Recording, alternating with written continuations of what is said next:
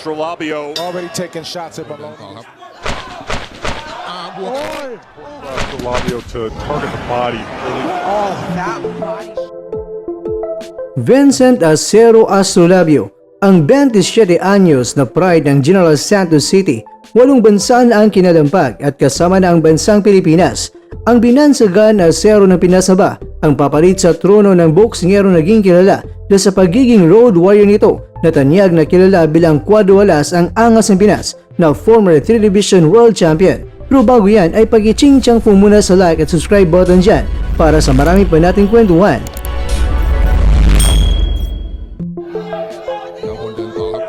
Ang Acero ng Pinas ay kinalampag ang bansang Pilipinas, Malaysia, China, Indonesia, United Arab Emirates, Amerika, Thailand at Japan. Sa laban sa labas ng bansang Pilipinas ay nakatala na siya ng 7 mga laban sa iba't ibang bansa. At sa 7 mga laban niya ay 4 dyan ang naipanalo niya at 3 naman ay nabigo ang ating kababayan. Kumbaga ang laban niya sa labas ng Pilipinas ay 4 wins at 3 losses ang kanyang standing. Siya nga ay masasabing sumusunod sa yapak at anino ng angas ng Pinas. Itong si Casimero ay may 12 countries na nakasama ang Pilipinas ang binulabog niya.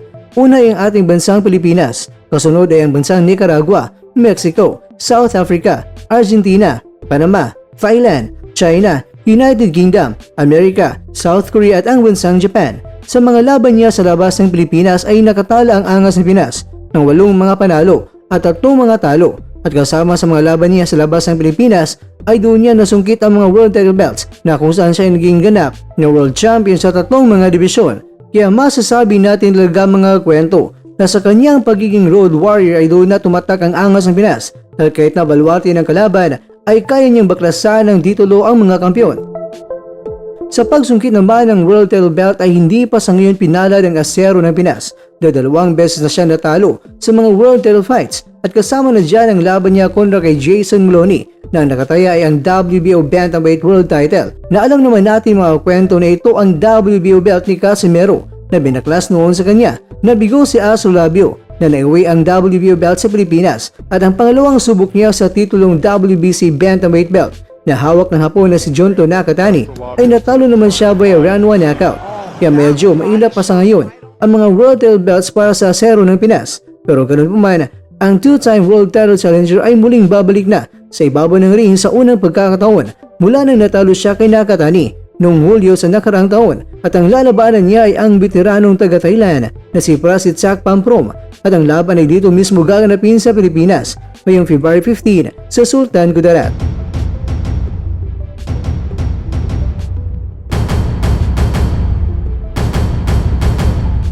Sa ngayon ay konting baliktanaw muna tayo kakwento sa karera ni Astrolabio pero mas lubos ninyo makilala ang Acero ng Pinas. Well mga kakwento, ang 27 anyos na si Astrolabio ay nagkaroon nito na magulong professional na karera.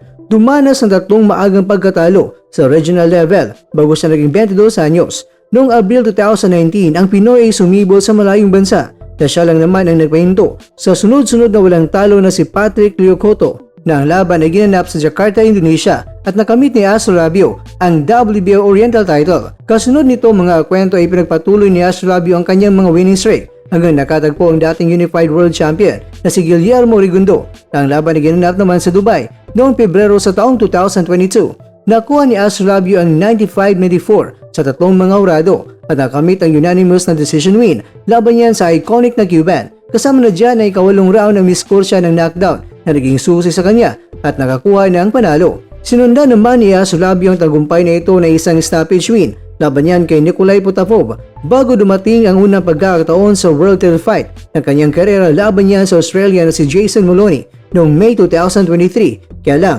itong si Maloney ay na-outbox si Astrolabio at nakuha ang majority decision victory. Dumiretso naman agad si Astrolabio sa isang WBC Eliminator bout pagkatapos ng pagkatalo kay Maloney at ito ay umantong sa kanyang pagkipaglaban kay Nawapon Kaikana sa Bangkok, Thailand. Nagdikdikan ang dalawa sa unang 10 rounds bago natalo ni Astrolabio itong si Kaikana sa round 11 at umisko ng technical knockout. Sa pagkapanalo ni Astrolabio ay nakalaban siya muli sa world title fight kontra yan kay Junto Nakatani, kaya lang sa kasamang palad tinapos siya ni Nakatani sa loob lamang yan ng 2 minutes and 37 seconds.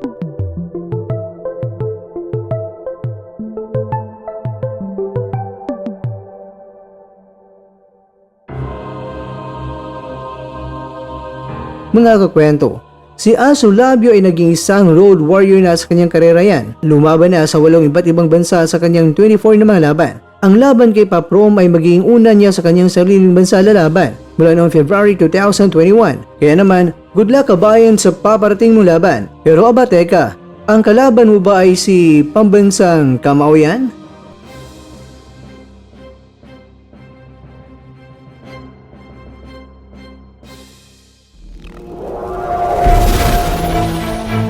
At dyan, nagtatapos ang ating kwento.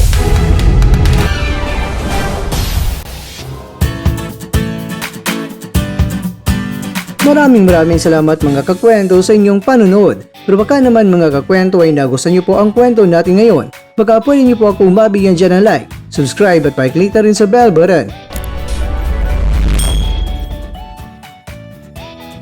Pero bago tayo matapos mga kwento ay syempre, shoutout po muna tayo dyan sa ating mga kakwento. Kakakwentong Del Vergara, kakakwentong Gabriel Nalasa, kakakwentong Rachel Canlas, at kakakwentong nanonood ngayon, shoutout siya dyan.